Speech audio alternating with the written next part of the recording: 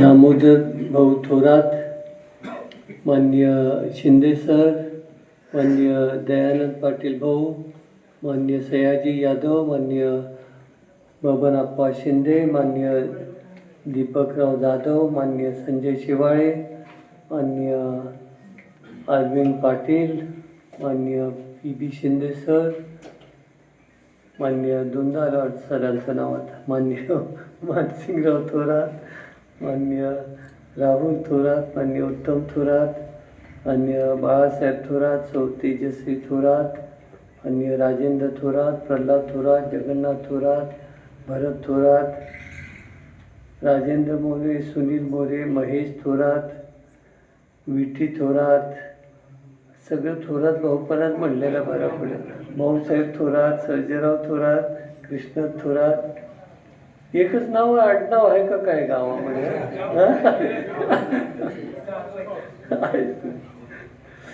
जयवंतराव थोरात, बाजीराव थोरात, अविनाश थोरात, पैलवान प्रवीण थोरात, अभिजित कोठावळे, इथं उपस्थित सर्व सभासद बंधू. प्रामुख्यानं तुमच्या लक्षात हे आणून द्यायचं आहे की ऊनगाव कुठं बसलंय बघा. आमचा नदीकाठ कुठं आहे, तुम्ही कुठं आहे.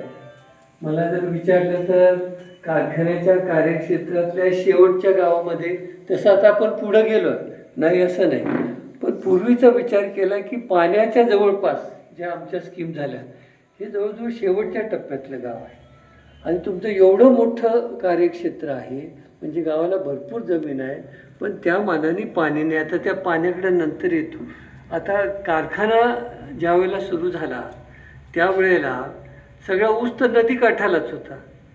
आणि त्यावेळेला आपण भाऊनी काय विचार केला, स्कीम्स कुठं करायच्या, तर जे आमचं कार्यक्षेत्र आहे रस्त्याच्या खाली तिथं 5 योजना कारखान्याच्या स्वतःच्या मालकीच्या, म्हणजे पुरस्कृत योजना नाहीत नवीन झाल्या त्या कारखान्याने केल्या.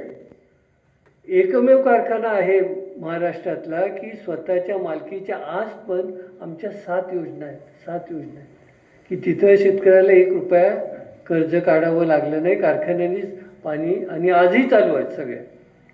नंतर काय विचार केला असेल की आपल्याला ह्या भागामध्ये जर खरं प्रगती करायची असेल तर जास्तीत जास्त क्षेत्र, जास्तीत जास्त गावं ही या पाण्याखाली आली पाहिजेत. नाही तर या कारखान्याचा उपयोग काय होणार तुम्हाला? आम्ही कुठं लांब आहोत तिथं.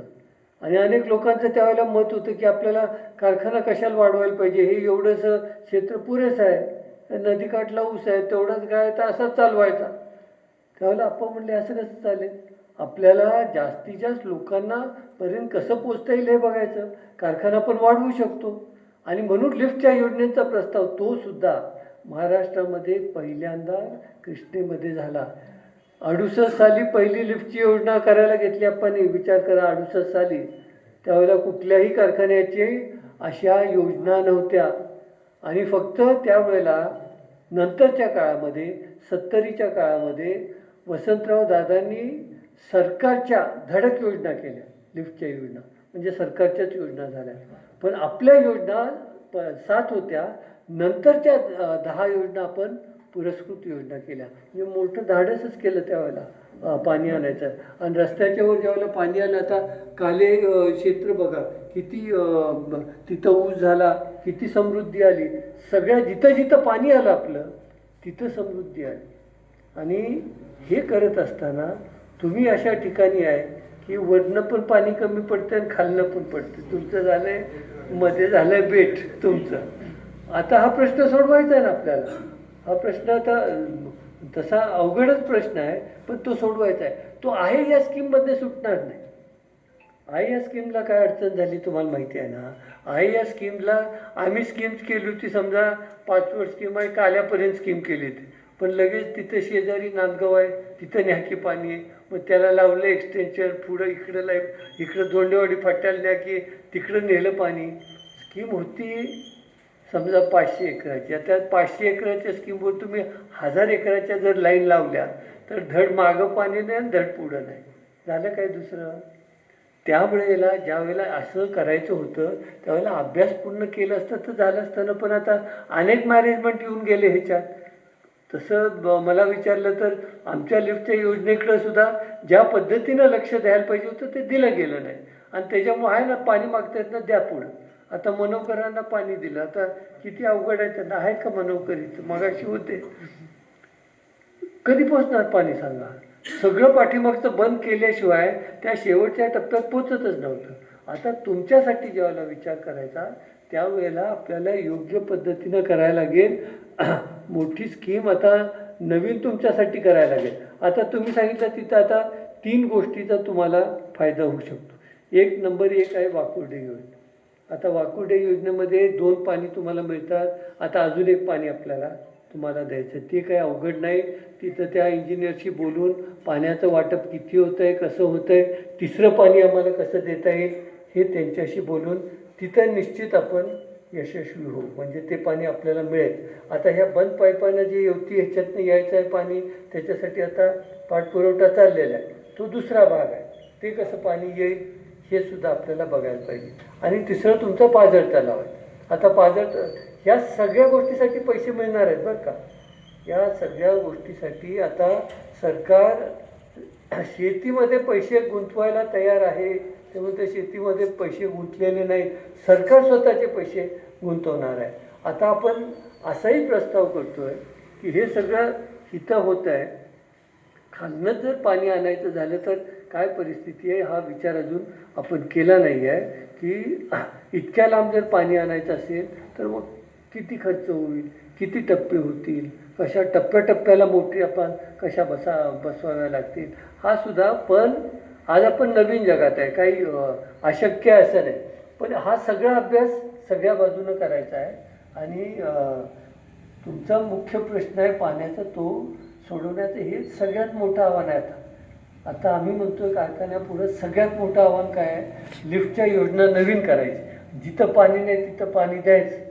आता कारखान्याचं एवढं कपॅसिटी वाढवलं आहे, तुमचं अजून क्षेत्र वाढलं तर अजून कपॅसिटी वाढवू. पण फेब्रुवारीमध्येच ऊस आपण सगळा कसा न्यायचा हे बघू. आणि मगाशी तो विषय तुम्ही काढला ते तुम्हाला सांगतो. उच्चांकीच दर आहे आपला, एवढं लक्षात घ्या. 3500 आपण डिक्लेअर केला. आणि तुम्ही सगळीकडे बघा, पहिली उचल देताना सगळ्यांनी 3500 दिला नाही. कोणी 3200 दिला, कोणी 3300 दिला, राहिलेला नंतर देतो. आणि आता सरकारकडे गेलेत की आम्हाला पुढचं द्यायला पैसे नाहीत, तुम्ही द्या आम्हाला पैसे. आपण काय पहिल्या 15 दिवसातच हे पैसे दिले. पण आता तेवढं बघू नका. ह्या 3500च्या वर आपण काय देतोय? मोफत साखर देतोय. साखरेचे पैसे किती होतात? टनाला 70 रुपये आत्ता होत आहे. आता साखरेचा दर वाढला तर 100 रुपये होतील. कुठला कारखाना देतोय मला सांगा महाराष्ट्रामध्ये? मोफत साखर कोण देत आहे? एकमेव कारखाना देतो. अनेकांनी इलेक्शन आले की वल्गना केले असतील, पण कुठल्याही कारखान्याला जमलंय का द्यायचं? अजूनही जमलेलं नाही. पण आपण देतोय आणि देत राहणार आहे. म्हणून आपण पुढंच राहणार सगळ्यांच्या. गेल्या वर्षाचा दर बघा. आता हे झालं या वर्षाचं. 3311 रुपये आपण दिलेला आहे निव्वळ. कुणी दिलाय मला सांगा? जरा काढा, सगळ्यांची चौकशी करा. गेल्या वर्षाचा दरसुद्धा हा ह्या विभागामधला 1 नंबरचा दर आहे. आणि त्याच्यावर 70 रुपये धरा. म्हणजे गेल्या वेळेला सुद्धा 3380 आपला दर बसतोय. कोणी आपल्या जवळपास नाही. आता हे आपल्याला पुढं ठेवायचं आहे. आणि हे विसरू नका की हे देत असताना आपण एक्सपान्शन केलं आहे, पैसे खर्च केले आहेत, 5000 टनाचा नवीन कारखाना तयार केला आहे, तरी पण देतो आपण दर.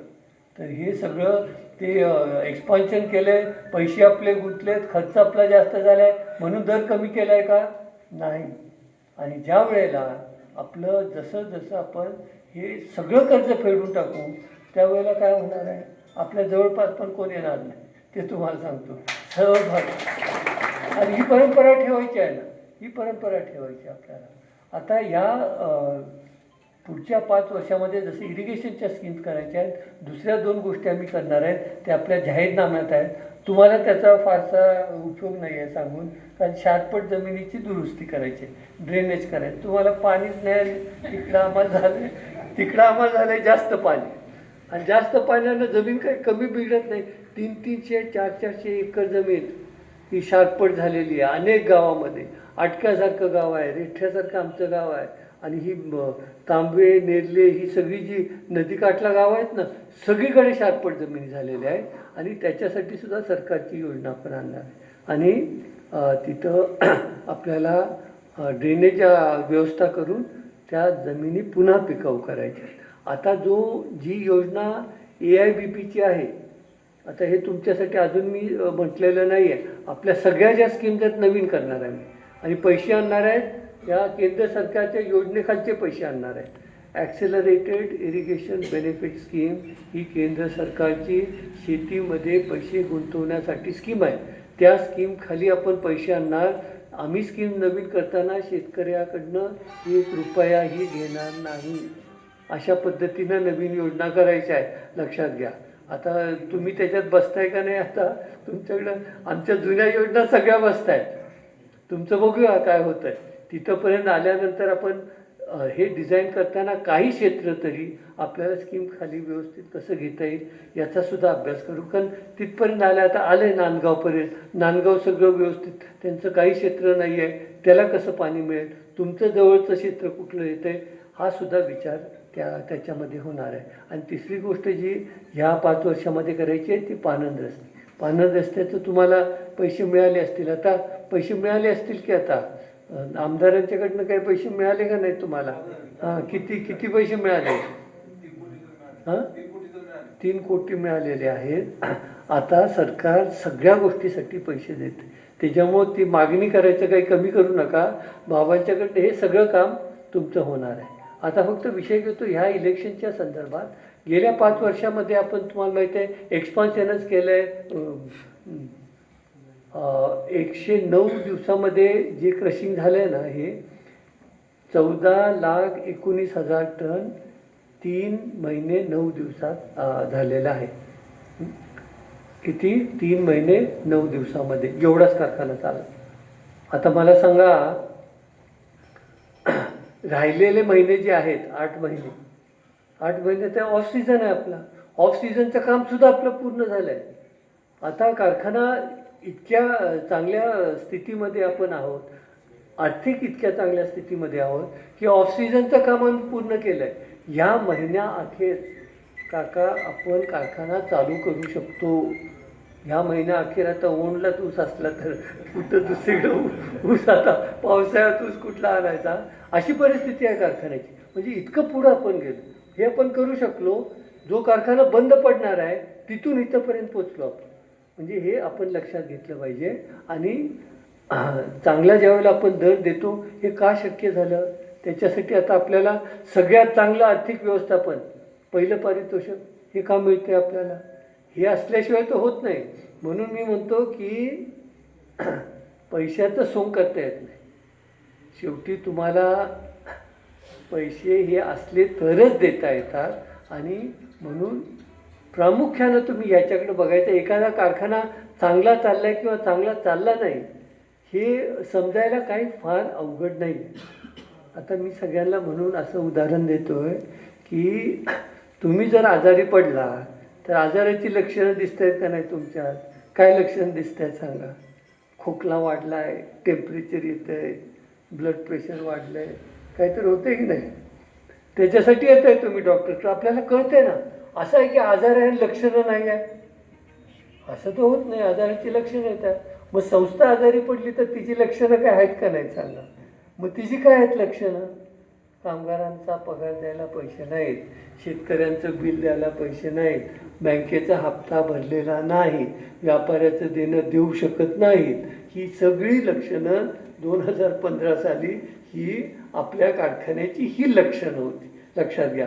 बरं ते ठीक आहे, ही नुसती लक्षणं नव्हती. पाय ऑक्सिजनवर लावलेलं होतं आम्हाला. त्याच्यामुळं तिथनं पुढं आलं आपण. म्हणजे कारखाना सुरूच करू शकत नव्हतो, अशी परिस्थिती आहे. आणि त्याचं कारण, आता मग त्याचं कारण हे एवढं 5 वर्षात कसं झालं? मग घोटाळे काय केले? आता किती घोटाळ्याबद्दल सांगायचं. आता तुम्ही विसरला असाल, पण महाराष्ट्राच्या सहकारी साखर कारखानदारीमध्ये एवढे मोठे घोटाळे कुठं झाले नाही तेवढे कृष्णेत झाले. कृष्णेचं नाव काय होतं? आदर्श कारखाना, पथदर्शक कारखाना. सगळे महाराष्ट्रातले सगळे जे नवीन कारखानदार होते कृष्णेवर येत होते, कसं इथं कामकाज चाललंय बघत होते आणि पुढे जात होते. कृष्णेतला जो अधिकारी कृष्णेतनं बाहेर पडला तो सरळ MD झाला. 10 ते 15 कारखान्यांवर MD कृष्णेचे अधिकारी झाले. हे कृष्णेचं नाव होतं. आणि तेच आपण कुठं आलो तर सगळ्यात मोठा जो आर्थिक घोटाळा आहे ह्यानं आपलं नाव नवीन नाव तयार. मला सांगा त्याच्यासाठी चेअरमन संचालक मंडळ यांना शिक्षा होते. किती कमीपणाचा आहे. आमचा कारखाना आहे, सगळ्यात चांगला कारखाना आहे, कृष्णेच्या परिसरातले आम्ही सभासद आहे आणि लोक म्हणतील बाहेराव मग तिथं काय झालं, असं कसं झालं. ही गोष्ट आहे ना. आणि हेच लोक आज इलेक्शन करू म्हणत आहेत. मला सांगा एखादी चूक सहकारी कारखानदारीमध्ये होत नाही का. सहकारी कारखानदारीचं आहे, कुठल्याही व्यवहारात चूक होऊ शकते आणि चूक दुरुस्त करता आली पाहिजे. पण ह्यांनी काही या चुका केल्या नाहीत. हे सगळे जे आहे हे जाणून बुजून केलेलं आहे. मला सांगा खोट्या सह्या करून तुम्ही जर पैसे लोकांच्या नावावर काढणार असल्या म्हणजे त्या माणसाला माहीत नाही हे काय चुकून झालं आहे. बरं 1-2 आहे का, 600-700 लोकांच्या खोट्या सह्या तुम्ही केल्या, पैसे काढले. ही अवस्था आहे ना. म्हणून ते उगच पहिली ही शिक्षा जी प्रथम दर्शनी आहे ती उगच झाली नाही. आता केस चालू आहे, आता हे बेलवर आहेत आणि कारखान्याच्या इलेक्शनला उभे आहेत. म्हणजे किती कमीपणाचं आहे. पण हे एवढंच केलं का. हा सगळ्यात मोठा घोटाळा हा तोडणी वाहतुकीच्या संस्थेमध्ये झाला की ज्याच्यात 60 कोटी रुपये हे बँकेनं सगळ्या वाहतूकदारांच्याकडनं वसूल करायचं ठरवलं. आणि वाहतूकदार काय म्हणतात, अहो आम्ही पैसेच काढले नाहीत, आम्ही कर्जच घेतलं नाही, आमच्याकडनं कसं घेता. मग ह्याला जबाबदार कोण. हे संचालक मंडळ, चेअरमन आणि सुपर चेअरमन जे काही होते हे सगळे याला जबाबदार होते. आता ही जबाबदारी टाळू शकतात का. ते पैसे त्यांना भरावे लागणार आहेत अशी परिस्थिती आहे. पण हे एकच केलं का. अजून 1-2 गोष्टी सांगतो म्हणजे तुमच्या लक्षात येईल की काय झालं आहे पूर्वी आणि का आपल्याला सहकारामध्ये सावध राहायला लागतं. आज कारखान्याला कामगार किती लागतात सांगा. आज आमचे किती कामगार आहेत माहिती आहे का कारखान्यावर काम करणारे. 1400. किती 1400. कारखान्याची कपॅसिटी किती आहे 12,000 12,500 टन दिवसाला. डिस्लरीची कपॅसिटी किती आहे 1.5 लाख लिटर दिवसाला. इथेनॉलची कपॅसिटी किती आहे 1.5 लाख लिटर दिवसाला. एवढा मोठा कारखान्याचा व्याप आहे आणि आमचे कामगार आहेत 1400. 10 वर्षापूर्वी हे सत्तेत होते कामगार किती होते माहिती आहे. कपॅसिटी किती होती 7,000. ती आम्हीच वाढवलेली होती. 5 ते 7,000 आम्हीच केलेली होती. कपॅसिटी होती 7,000. कामगार किती होते 3,200. आता 3,200 कामगार कसे काय असू शकतात सांगा. आता ते त्यांच्या चौकशी अधिकाऱ्याच्या ह्याच्यात आलं आहे, ऑडिटरच्या रिपोर्टमध्ये आलं आहे. आणि सगळ्यात त्याच्यात गंभीर गोष्ट अशी आहे की त्याच्यातल्या 1400 कामगारांचं रेकॉर्ड नाही, मस्टर नाही, कॉन्ट्रॅक्ट दिला आहे, कोण कॉन्ट्रॅक्टर आहे माहिती नाही, कुणाला पैसे दिले ते माहिती नाही, हा दप्तरच नाही. पैसे किती दिले माहिती आहे. महिन्याला 50 लाख रुपये 4 वर्ष देत होते. एकूण रक्कम झाली 24 कोटी रुपये. ते उघड डबघायला आलं नाही कारखाना. 50 वर्षाचा कारखाना 5 वर्षात तुम्ही अगदी रसातळाला आणला तो झाला कसा. 24 कोटी रुपयेचा हिशेब नाही. ऑडिटरचा रिपोर्ट वाचा. चौकशी अधिकाऱ्याचा अभिप्राय सांगतो. तो म्हणतो हे पैसे गेले कुठं. आणि मग आम्ही म्हटलं आम्ही आल्यावर आम्हाला रेकॉर्ड नाही बघायला मिळालं. म्हटलं तर ऑडिटर तर म्हणत असेल. ऑडिटर म्हणतो मला रेकॉर्डच बघायला मिळालं. मग तुम्ही विचार करा. मग आम्हाला असं समजलं त्याच्यात की हे कामगार कधी कारखान्यावर काम करायला आलेच नाही. मग मी म्हटलं पैसे दिले कुणाला की नावं कुणाला. एवढे पैसे तुम्ही जर कारखान्यातनं काढत असला तर काय कारखान्याचं होणार आहे. आता याचा हिशेब लावायला पाहिजे की नाही आपण. कारखान्यात दिले पैसे शेवटी खर्च सभासदाच्या खिशातनंच गेलेला आहे ना. आता आपण वाचलो त्यावेळेला हे सोडून द्या. त्याच्यातनं वाचून इतकी वर्ष लागली इथं पुढं यायला. नाहीतर हे एक्सपान्शन मागच्या 5 वर्षातच झालं असतं. आपल्याला स्थिरता आणावी लागली पहिल्यांदा, मग हे एक्सपान्शन करावं लागलं. 10 वर्ष आपल्याला ह्याच्यातनं बाहेर यायला लागली. अशा गोष्टी कधी कारखानदारीत झाल्यात का मला सांगा? हे कामगारच नाहीत, त्यांच्या नावात पैसे काढलेत, पैशाचा हिशेब नाही म्हणजे गायबच झाले पैसे. ह्याचा हिशेब द्यावा लागणार आहे, कारण शेवटी सभासदाचे पैसे आहेत, बँकेचे पैसे आहेत, म्हणजे जनतेचा पैसा. नॅशनलाइज बँक आहे, बँक ऑफ इंडिया जनतेचा पैसा आहे. हे पैसे त्यांना भरावे लागणार आहेत अशी परिस्थिती. आणि म्हणून अशा लोकांच्या हातात आपल्याला द्यायची आहे का सत्ता? परत हीच लोक आहेत, तोच विचार करून आलेले आहेत की आता परत काही आपल्याला ह्याच्यात जमते का बघायचं. आता काय परत जायला लागला तरी चालेल, पण मिळतात का पैसे बघायचं. याच्याशिवाय कसा उद्देश असेल सांगा? पण हे चांगलं नाही ना, कारखानदारीला हे चांगलं आहे का? बरं, ह्या 1-2 गोष्टी झाल्या का मला सांगा? ऊस न येता बिल निघू शकतं का? ऊसच आला नाही आणि बिल काढलं, संगणकावर एंट्री करून चौकशी अधिकाऱ्याच्या अभिप्रायात आलं आहे, ऑडिटरच्या अभिप्रायात आलं आहे की असे पैसे काढले गेले. मला सांगा, ही डायरेक्ट ही चोरी झाली काय? काय झाली? ही चोरी झाली ना. मग ऊसच आलं नाही आणि पैसे काढले म्हणजे काय सांगा? म्हणजे जो जो व्यवहार केला, बरं एक व्यवहार का अशी 100 प्रत्येक गोष्टीत कशी चूक होऊ शकते? मी म्हणून म्हणतो चूक झाली तर ठीक आहे, आपण दुरुस्त करू, पण ह्या काही चुका नाही आहे, ह्या जाणून बुजून केलेल्या गोष्टी आहे. साखर एक्सपोर्ट केली, 17 लाख रुपयाचं नुकसान केलं. एखादा व्यवहार केला की तिथं नुकसान केलं, असंच त्यांचं दिसतंय. ज्या वेळेला कारखान्याला एखादी मशिनरी समजा जुनी झाली आहे, बदलायची आहे, आपण तर एक्सपान्शन केलं ते सोडून द्या, त्यांनी 2 मशिनरी त्यावेळेला घ्यायचं ठरवलं, तर सहकारामध्ये सगळे नियम हे सहकारी कायद्यात आहे. तुम्ही मनमानी तिथं कारभार करू शकत नाही. प्रत्येक गोष्टीला कायदा आहे, प्रत्येक गोष्टीला नियम आहे. त्या नियमाला धरूनच तुम्हाला काम करावं लागतं. तर त्याच्यात नियम असा आहे की तुम्हाला नवीन मशिनरी घ्यायची असेल तर एक विशिष्ट किमतीच्या पुढं तुम्हाला सरकारकडे जायला लागतं. तिथं स्टेट लेवल कमिटी आहे. जर तुम्ही समजा एकदम 10 कोटीची मशिनरी घेणार असाल तर तो अधिकार तुम्हाला नाही आहे संचालक मंडळाला. तुम्हाला स्टेट लेवल कमिटीकडे जायचं आहे, जाहिरात द्यायची. त्या जाहिरातीतनं ज्या निवेदता येतील ती स्टेट लेवल कमिटी ठरवते की ही मशिनरी तुम्ही विकत घ्या आणि ही लावा. आता हे 11 का 12 कोटी रुपयाची ह्यांनी मशिनरी खरेदी केली, स्टेट लेवल कमिटीकडे गेलेच नाहीत, पेपरमध्ये जाहिरात पण दिली नाहीत, निवेदिता मागितल्याने पैसे हे ऑर्डर देऊन टाकली. एवढी अनियमितता झाली. ऑडिटर म्हणतो हे कसं, हे काय सहकारात हे काम करण्याची पद्धत झाली का?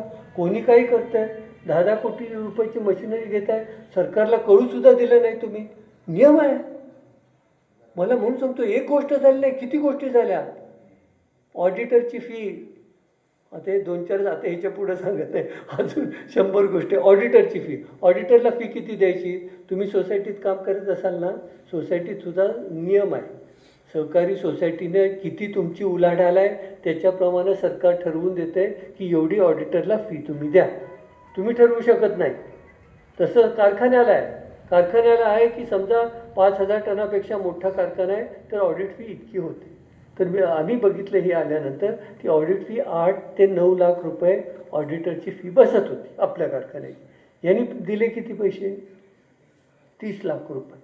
आता कशी देऊ शकता? आम्ही आल्यानंतर आम्ही म्हटलं देणार नाही आम्ही पैसे. 20 लाख आहे की 30 लाख आहे, दुपटीपेक्षा द्या.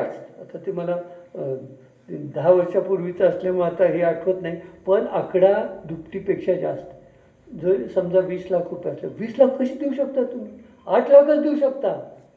वरचे पैसे आम्ही आल्यानंतर ऑडिटरच्याशी सुद्धा त्याच्याशी भांडणं झालं, आम्ही नाही देणार म्हटलं. कायद्याने बसत नाही. तुम्ही ऑडिटर आहे, मागितली कशी तुम्ही फी, घेतली कशी फी? तुमच्यावर सुद्धा केस करू. ऑडिटरवर केस केली आपण, हे चुकीचं केलं आहे त्यांनी. हे पैसे त्यांनी मागं दिले पाहिजेत जास्त घेतलेले. आता तो आजारी पडला आहे, केस माझी काढा म्हणून बसलाय तू सांगलीच ऑडिटर. ऑडिटरला दिली कशाला पैसे? म्हणजे ह्या सगळ्यावर पांघरून घालायलाच दिले ना. कोण ठरवेल सांगा अशी फी? आणि अशा गोष्टी कुठं होत नाहीत त्या आपल्या कारखान्यात झाल्यात आणि म्हणून सावध राहायला पाहिजे. आणि म्हणून चांगली गोष्ट काय, ह्या वेळेला सगळ्यात अगोदर पवित्रा उदयदादांनी घेतलं की बाबा चांगल्या चालणाऱ्या संस्थेमध्ये आपल्याला बरोबर राहायचं आहे. आणि त्याच्यामुळं सगळ्या विभागामध्ये आपल्या कारखान्यामध्ये किती आमदार आहेत माहिती आहे? किती काका कार्यक्षेत्रामध्ये 5 आमदारांचे मतदारसंघ येतात. किती? 5 आमदारांचे मतदारसंघ येतात. सगळे आमदार वेगवेगळ्या पक्षात आहेत, ते पण तुम्हाला सांगतो. पण कृष्णेच्या बाबतीत सगळे ओके, एकाच ह्याच्यावर आहेत की आपल्याला इथं चांगलं काम चाललेलं आहे, ह्यांच्याबरोबर राहायचं आहे. असं कधी पूर्वी घडलं नाही, ते घडलं. दादानी सुरुवात करून दिली आहे बरं का. हां. आणि आता असं झालं आहे की हे जे घडतं आहे हे आम्ही म्हणतो गाव लेवलला पुन्हा घडणं गरजेचं आहे. गाव लेवलला आहे की राजकारण, तुमची सोसायटी आहे, ग्रामपंचायत आहे, सारखं आपल्याला भांडण तिथं चालूच असते आपलं. राजकारणामध्ये, लोकशाहीमध्ये अशा गोष्टी होतात, पण चांगल्या कामासाठी आपल्याला एकत्रित यायचं असतं. जरी तुमचा ग्रामपंचायतीत समजा आपण एकमेकाविरुद्ध लढवलं, चांगलं काम आहे त्याला साथ करणार, पेयजलची योजना आली सगळे साथ करणार. तुम्हाला अंतर्गत रस्ते करायचे आहेत, गटर करायचे, साथच केली पाहिजे. हे गावासाठी काम आहे. एकदा तुम्ही तिथं गेल्यानंतर तुम्हाला सगळे एक आहे. तर आम्ही तेच म्हणतोय, सहकारामध्ये संचालक मंडळ निवडून गेलं म्हणजे ते काय एका पार्टीचं काम करण्यासाठी नाही आहे. असं काम करता येते का? आपल्या पार्टीचा आहे तेवढाच ऊस आणू, ह्यानं विरोध केला ह्याचा ऊसच आणायचं नाही, असं थोडी करता येतं. तुम्हाला राजकारणामध्ये, मोठ्या संस्थेमध्ये मन मोठं ठेवावं लागतं, न्यायानं काम करायला लागतं, सगळ्यांच्यासाठी काम करायला लागतं. हे तरी ही सूत्र आहेत, हे सिद्धांत आहे, ह्याच्यावर सहकार उभा आहे. तर त्या सिद्धांताच्या बाहेर जाऊन उपयोगच नाही. कोणी मनमानी तिथं करून उपयोगच नाही. सहकाराला जी आता अडचण आहे ना, म्हणून सगळे म्हणतात जिथं असा कारभार होतो तिथं अडचण. चांगला चालला तर काहीही अडचण नाही, कुणाशीही आपण स्पर्धा करू शकतो, कुठल्याही मोठ्या कंपनीशी सुद्धा स्पर्धा करू शकतो, फक्त योग्य पद्धतीनं, पारदर्शक आणि न्यायानं तुम्ही काम केलं तर. आता आपला जास्त वेळ घेत नाही. आपल्याला ह्या इलेक्शनमध्ये म्हणून अशा गोष्टी परत होऊ नये याच्यासाठीचं इलेक्शन आहे. खरं म्हणजे मगाशी तुम्ही सांगितलं तसं व्हायची काही गरज नव्हती. सगळं व्यवस्थित चाललेलं आहे, ऊस लवकर जातोय, पैसे वेळेत मिळत आहेत, उच्चांकी दर मिळायची आता कायमची शक्यता झालेली आहे. कायमची म्हणतो, आता मागं पडणारच नाही आपण. पुढच्या वर्षीसुद्धा आपलं टार्गेट 15 लाख आहे. 15, आता 14,19,000 केलं ना, 15 लाख करायचं आहे आणि फेब्रुवारीच्या आत कारखाना बंद करायचा आहे. आता फक्त अजून काय साध्य झालं नाही ते करू की ओंडचा ऊस किती येतोय तुमचा सांगा. आता किती आलं आहे ऊस? काय नाही का कुणाला माहीत? हे बघा, हे आता आपलं असं काम आहे. किती ऊस आला काय